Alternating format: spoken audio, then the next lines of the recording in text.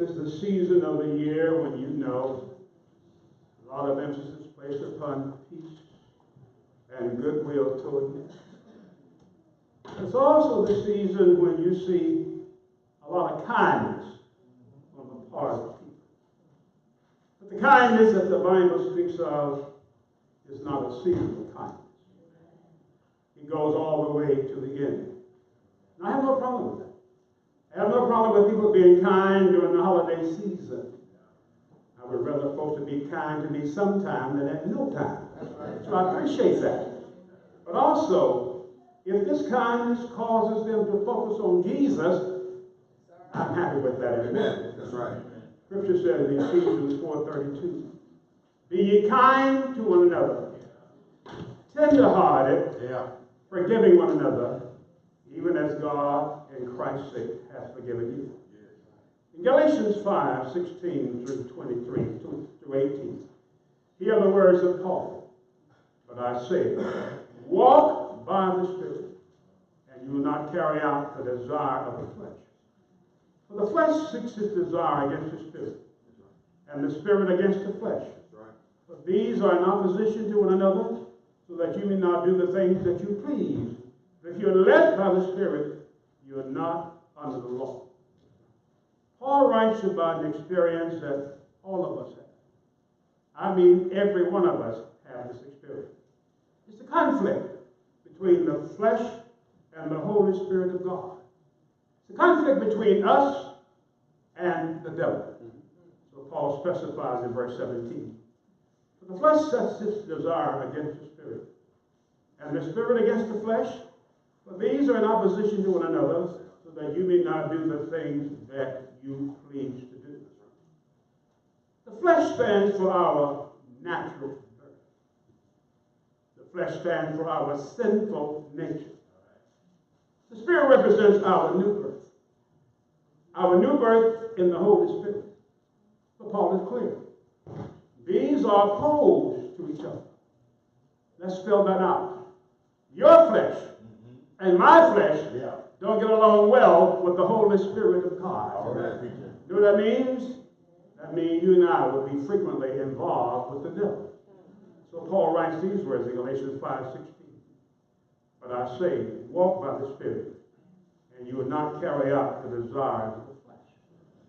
As we learn to walk by the Spirit, and as we learn to receive the qualities of the Spirit, the flesh becomes less powerful and less controlling in our lives.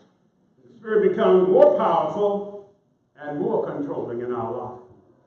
Now, don't deceive yourself. We still have the flesh. We still deal with the devil. All of us desire to yield to ourselves as opposed to yielding to God. All of us at times want to satisfy ourselves as opposed to satisfying God. But these two natures, the flesh and the spirit, simply state they're at irreconcilable antagonism. Irreconcilable antagonism. They cannot be brought together. That means we're constantly in a spiritual war. But you and I can win this war only if we receive the qualities of the Holy Spirit. I like the statement of this preacher who said, I'm not afraid of the devil. The devil can get to me. The devil has strength that I've never heard of. But the devil can't handle the one who dwells in me, the one who dwells in my nature, that is the Spirit of God through Jesus Christ. So we can win only when we receive the qualities of the Holy Spirit. Thus we come to an emphasis for this season. An emphasis that you know about. Galatians 5:22. But the fruit of the Spirit is love, of joy, peace, patience, kindness. Kindness is our focus. The word kindness is from the Greek word kristetos. And it conveys the idea how God acts toward us. Kindness is what the Holy Spirit means when it says over and over again that God is good. So we read in Psalm 106 in verse 1. Oh, give thanks unto the Lord, for he is good, and his mercy endureth forever. God's mercy is his kindness toward us. And for us, it simply means kindness is how we behave toward others as God behaved toward us. Not just in the holiday season, but all the time. What that means is this. Since God is merciful to us, we should be merciful to other folks. Since God is good to us, we should be good to other folks. Not mean, not hateful, not spiteful, but good to other people. But as with all the qualities of the Holy Spirit, only God, write this down in your mind, only God is the source. Therefore, we're not naturally kind. You may think you are. We're not naturally kind in the sense of the kindness of the Holy Spirit. Amen. Your good deeds doesn't register kindness according to the Holy Spirit. Your being a member of the church doesn't mean you're kind. That's right. Only the power of God is the source of kindness. Amen. So Jesus is the perfect fruit bearer of kindness. It's the kindness of the Lord that calls us to repent. Romans 2 and 4. Left to ourselves, we don't want to repent. Left to ourselves, we want to live our lives as we want to live. Kindness, therefore, removes the yoke of sin from around our neck and put the yoke of sin on the shoulders of Jesus. Isaiah explains that in Isaiah 53, 4 and 5. Surely he is borne our griefs and carried our sorrows. Yet we did esteem him stricken, smitten from God, and afflicted. But he was wounded for our transgression. He was bruised for our iniquity. The chastisement of our peace is upon him, and with his stripes we're healed. So Paul writes in Titus 3:5, not by works of righteousness which we have done, but by God's mercy. Listen, we don't earn what Jesus has done for us. We can't earn what Jesus has done for us. Yeah. Only the unconditional grace and mercy and kindness of God saves our soul. Yeah. In 1 Corinthians 13 and 4, Paul said, love is kind. Yeah. Love is crestfedo. Ephesians 4:32. Be ye kind to one another, tenderhearted, forgiving one another, even as God, for Christ's sake, has forgiven you. Here's my topic. Giving the gift of kindness. Let me tell you something. If you want to give a gift, that's meaningful. If you want to give a gift, that lasts. If you want to give a gift that penetrates the soul of people, give the gift of kindness. If you want to make your preacher happy, give him some kindness. Amen. Give him the gift of kindness. First of all, let's look at the meaning of kindness. Let's look at the gift of assisting one another. Kindness refers to being gentle. Did you know that? What that means practically is this. You cause people to be at ease when they're around you. Yeah. Man, you make people comfortable when they're around you. Being kind doesn't mean you approve of everything a person does. It doesn't mean you're always on the same page. But even in disapproval, you're kind. The kind person does not hurt anybody. The kind person does not deliberately say anything that hurts somebody else. Right. Being a student of human communication, one of my favorite passages of Scripture is Colossians 4:6. Let your speech be always with grace, seasoned with salt, so that you may know how to answer everybody. Most of us know what to say, but how to say it and when to say it and under what conditions to say it requires some communication skill. Amen. So Paul said in Ephesians 4:32, be kind to one another. This is ongoing, tenderhearted, forgiving one another, even as God, for Christ's sake, has forgiven you. Now the Apostle Paul sets the foundation for kindness from Ephesians 4:31 through Ephesians 5 and 2. And in that context, you know what Paul is saying? Don't be unkind. Rather be kind and loving. You know, I think the worst thing that can happen to anybody is to grow old and bitter and unkind. All right. The worst thing that can happen to anybody is to be young and unkind.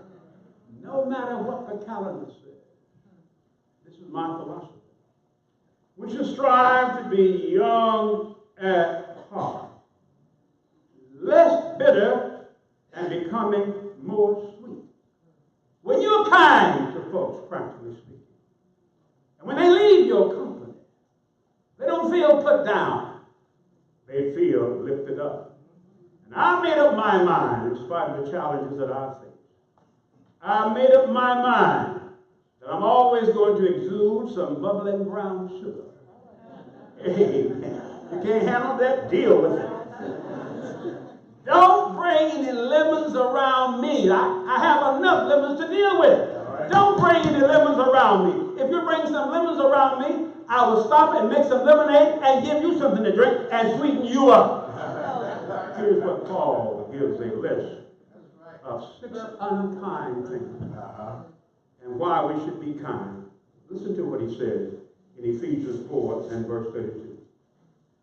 Let all bitterness and wrath and anger and clamor and slander be put away from among you, along with all malice. Now let me ask you something. Have you ever been guilty of those attitudes? Yeah. Let's check them out. Bitterness, sour in speech, sour as you approach folks. One of the worst things that can happen to anybody is to grow old, even young, and more bitter. Yes. Wrath, anger, being in a rage. Man, you can be soft-spoken and still be in a rage. I know some soft-spoken people who are as mean as hell.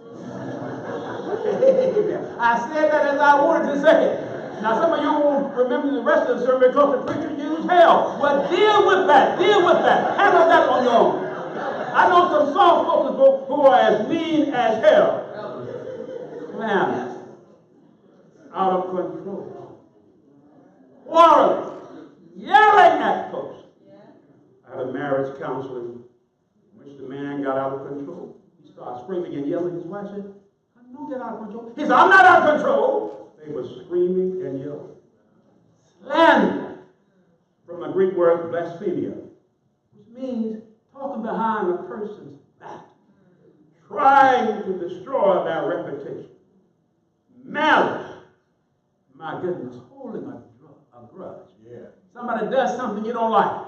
Somebody says something you don't like, and you hold a grudge. Yes. Paul is saying there is no place for those kinds of attitudes. There is no place for those kinds of behavior in the church or in the Christian life. Rather, he said, in place of those attitudes, use the qualities that God has toward us and what Jesus has done for us.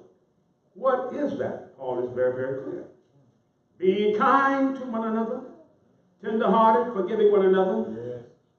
Forgiving one another, even as God, for Christ's sake, has forgiven you. And then he writes these words in Ephesians 4:32. Let all bitterness and wrath chop them down, and anger and clamor and slander be put away from you with all malice. Be kind to one another. And then Paul adds this. Therefore, be imitators of God as beloved children. Be kind. Yeah. Why is that? Because God is kind. Kindness is mentioned on the Sermon on the Mount, Luke 6:35. Love your enemies. Do good and lend, expecting nothing in return, and your reward be great. You'll be the sons of the Most High, for himself is kind and grateful to those who are even selfish. What that means is God has kindness and no respect to a person. God is kind to everybody.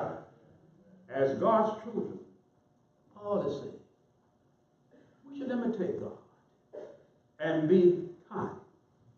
Just as God's good children of God copy the attitude of their good parents.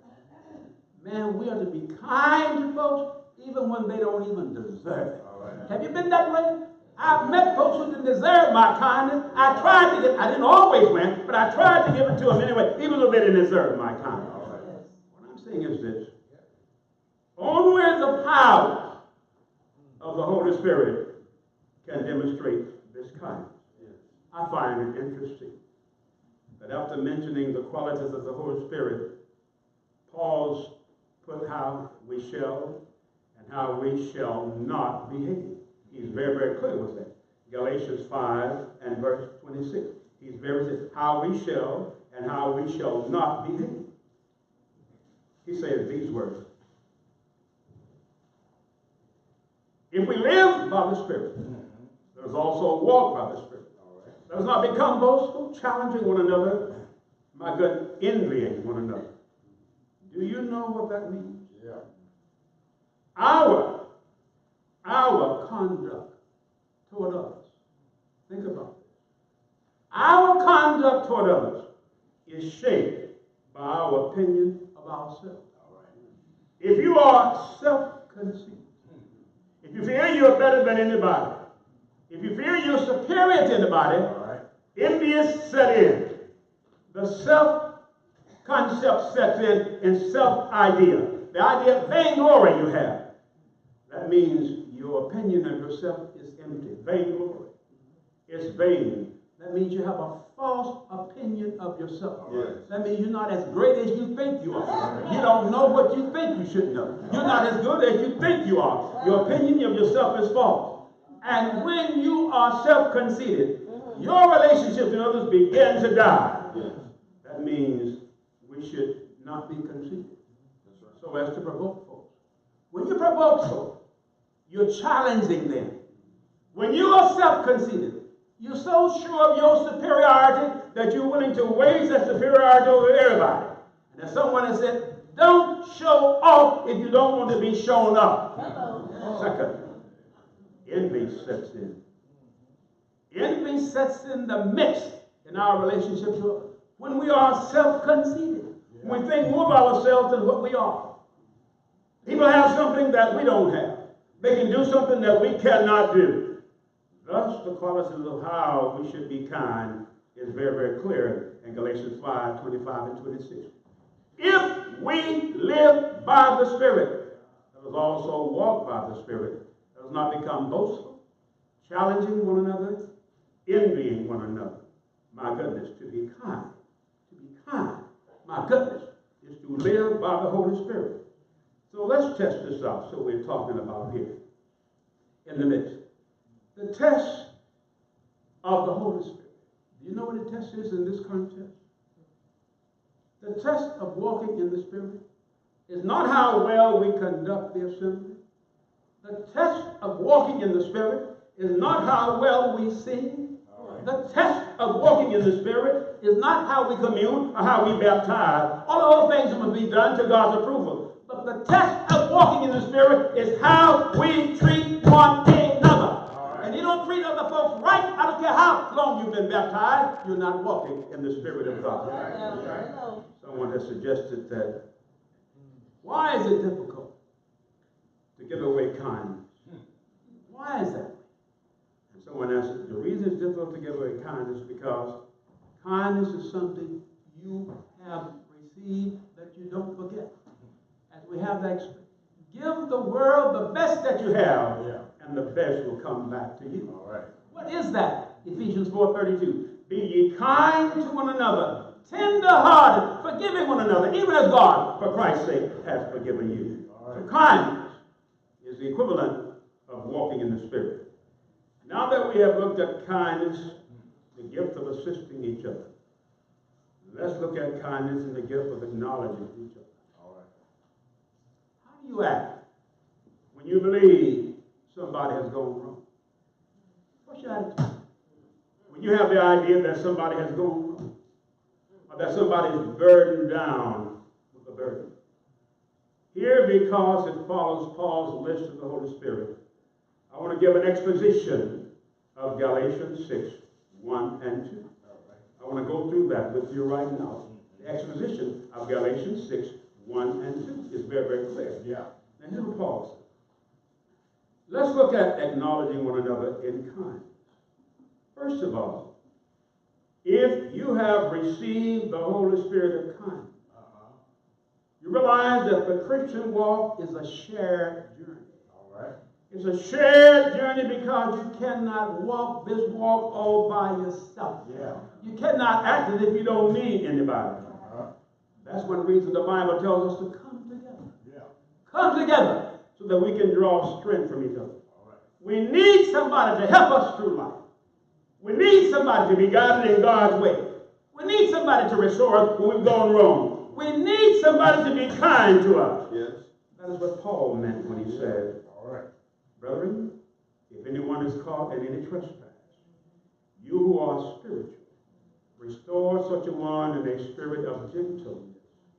Each one look into yourself so that you will not also be tempted. Paul is saying restore. Not condemn. Not point the finger at, but restore the person. That's the idea of kindness. Paul uses the word trespass. The word trespass has the word picture of slipping on an icy walk or slipping down on a pathway. The word restore is from the Greek word kalorizo. It means to place in order, to bring the person back to his former self. Yeah. It's a medical term of setting a broken bone, of setting a fracture. Here is the point of why we should be kind.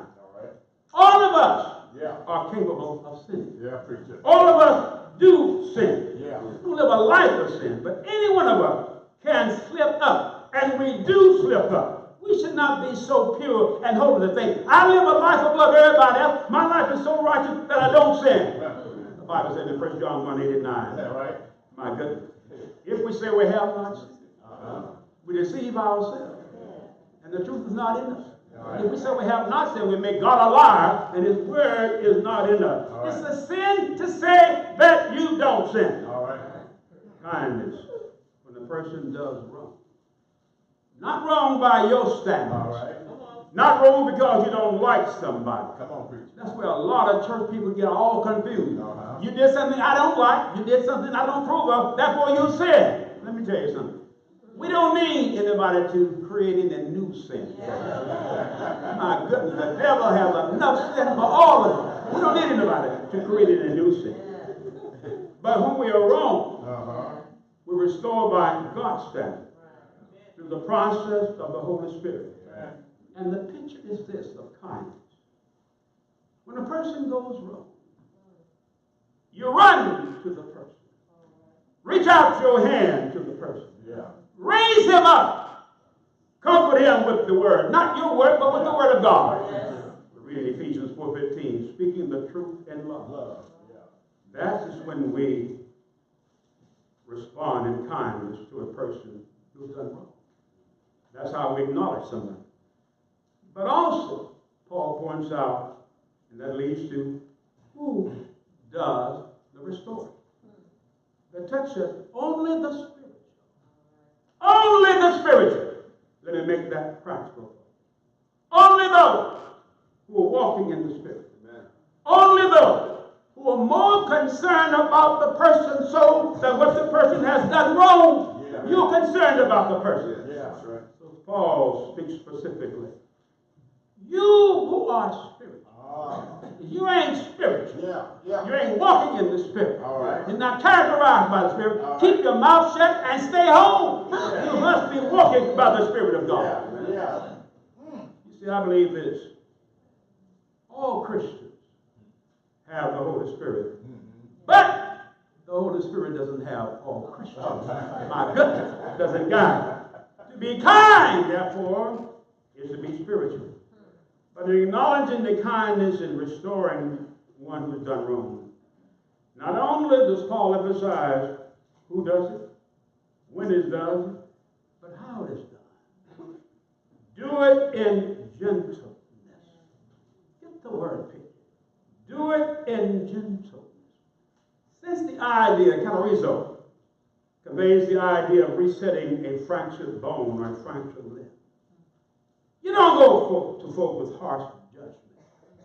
You don't go to folks with tearing them up. You don't go to folks condemning them. You don't go to folks with this idea. You should know better than doing that. You should not have done that. You've been a Christian a long time ago. Why are you doing that? You should be as righteous and holy as I am. My God. But we approach the fall just as we want someone to approach us. Paul said, consider yourself. Just think of about yourself. Give attention to you being overtaken by a fault. Brethren, if anyone is caught in any trespass, you who are spiritual, restore such a one in a spirit of gentleness, each one looking to yourself, so that you will not be tempted. What's the point? Being kind is being walking by the Holy Spirit. The gift of kindness, assisting each other. The gift of acknowledging each other.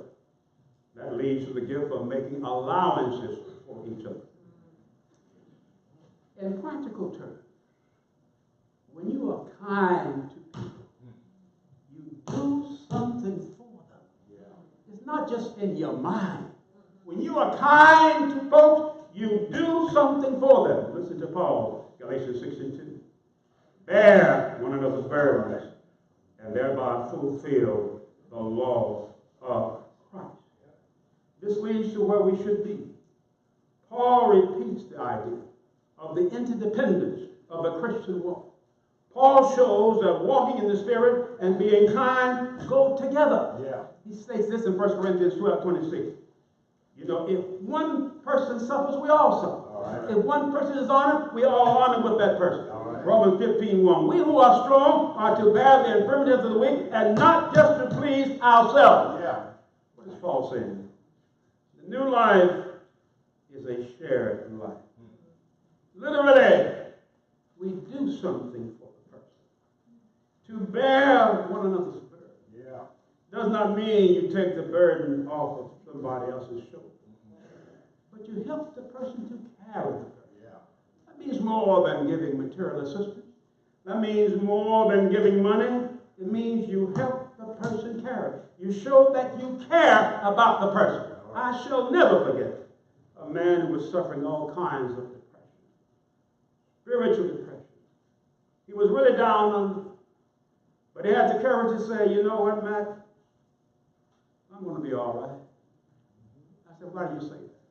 He said, because I know my brothers and sisters are praying for me. But he's saying, I know that they really care for me.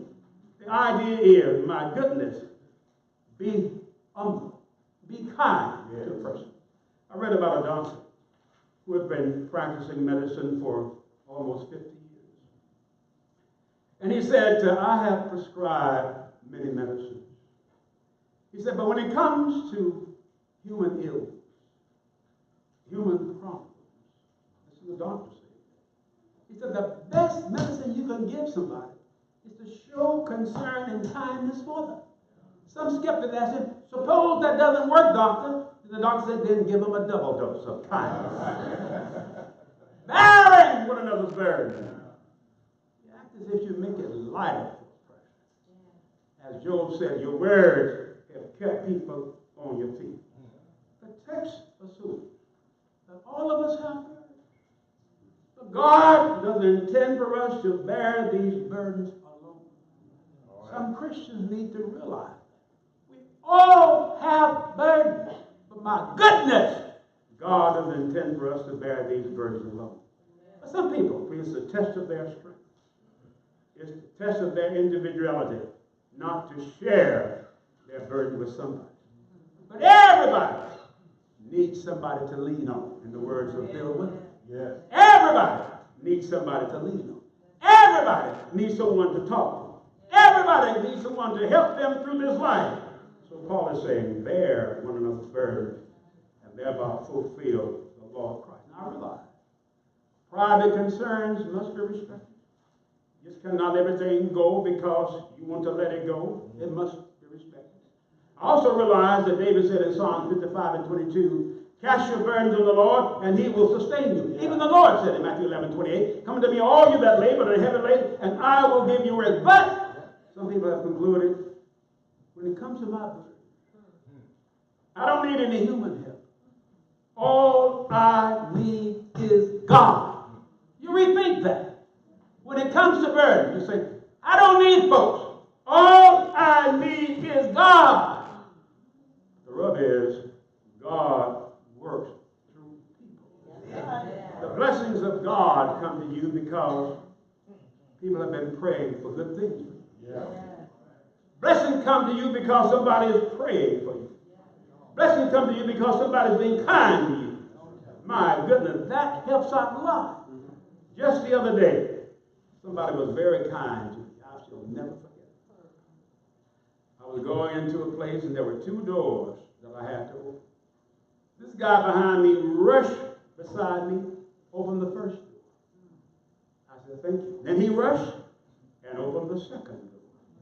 I said, my goodness, this is really kind on his part.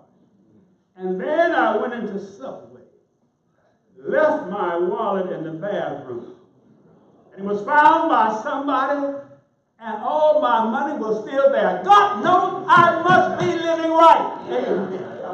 Somebody come to you because of God. Now it is true that only Jesus, through the cross, can handle our burdens of sin and guilt. Yeah. This leads to the final area, the idea of accommodating each other. Yeah. We have worries. God knows we have worries. We have trials. Yeah. They get to us. We have sorrows. Man, we have people problems. It is clear that we should cast ourselves upon the Lord. But you know what? God works to relieve our burden through human kindness.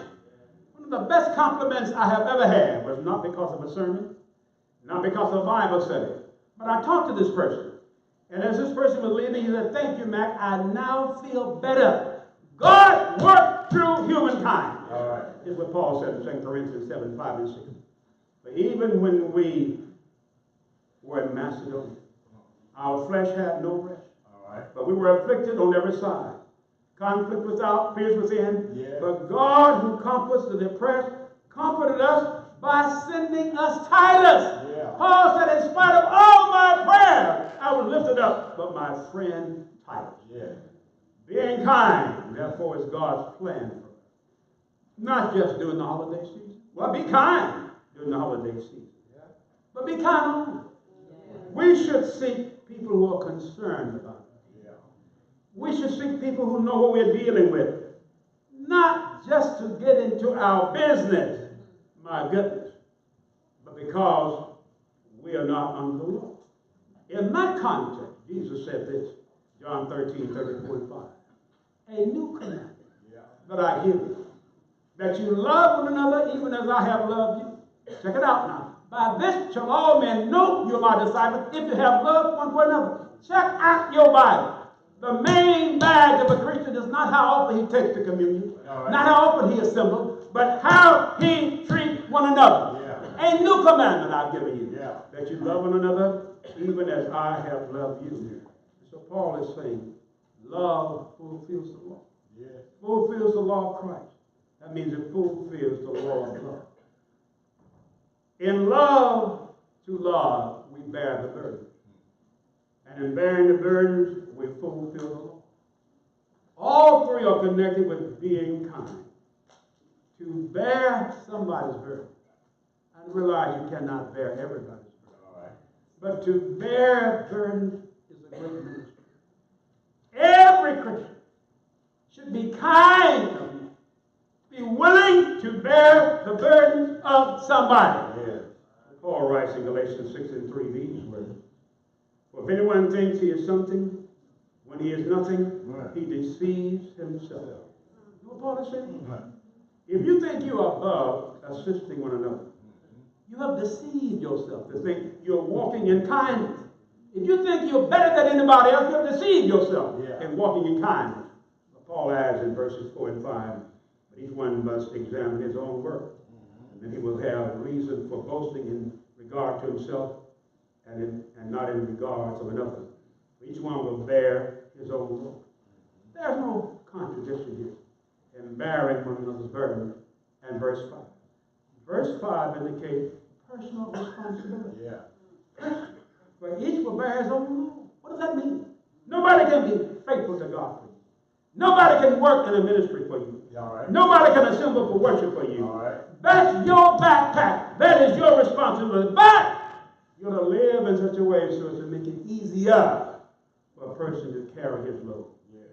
One psychological study I read, and I read a lot of psychological studies, A lot of them, they don't have reference to the Bible, but it has a biblical theme. It says that we grow in direct proportion when we are willing to do things with and for people. All right. One way we grow, spiritually, is with kindness. So Paul will write these verses in Philippians 3 and verse 8. Look not everyone on his own things, but everyone also on the things of others. The fruit of the Spirit is kindness. Be ye kind to one another, tender-hearted. In fact, in that text, Paul explains what kindness is all about. Be ye kind to one another, tender-hearted, forgiving one another, even as God, for Christ's sake, has forgiven you. What's the meaning of kindness? It means we assist each other as well as we can. Having a positive attitude, not being conceited, not being superior, treating people as we want to be treated, acknowledging each other when it's going wrong. You deal delicately with the person. You know the person is going to have a barrier of going wrong, but you are careful of how you deal with that person.